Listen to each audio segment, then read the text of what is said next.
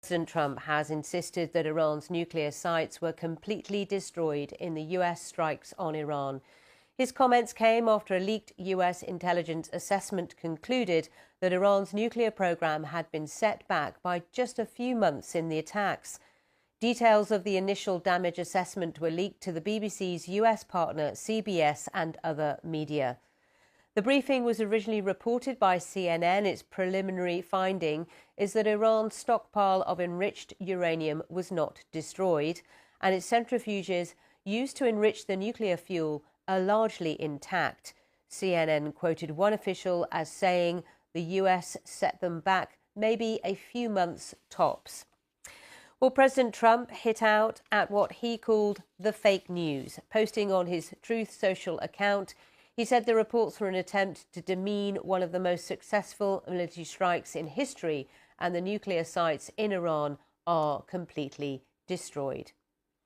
At a meeting of the UN Security Council, Israel's ambassador, Danny Danon, was asked about the damage done by the strikes. Here's what he had to say. Well, I think it's still early to assess all the strikes. We know we were able to push back the program. We were able to remove the imminent threat that we had. Well, Brad Sherman is a Democrat congressman from California and a member of the US House Foreign Affairs Committee. He told us Iran appears to have a nuclear stockpile still in hand. The fact is that there were photographs of trucks going to Fordo the day or two before the raid. Presumably, they moved the stockpile out.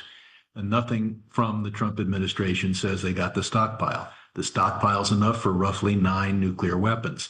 Now, if they destroyed the centrifuges, that diminishes the ability of Iran to create the 10th, 11th, or 12th nuclear weapon. But when you just say the program, well, what does that mean? Does it mean the stockpiles? Does that mean the weaponization capacity? Does that mean the centrifuges? Using vague terms is what you do when you can't make a strong case using specific terms.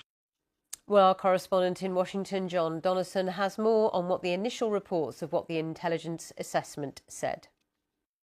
Well, several US intelligence officials have spoken to, first of all, to CNN and also the New York Times, but also to other American media. And what these intelligence officials have said is that a preliminary report into the extent of the damage to Iran's nuclear facilities from those attacks over the weekend by the United States show that while those facilities have been damaged, the nuclear program has not been significantly set back. They estimate it's been set back by up to 3 months. Now,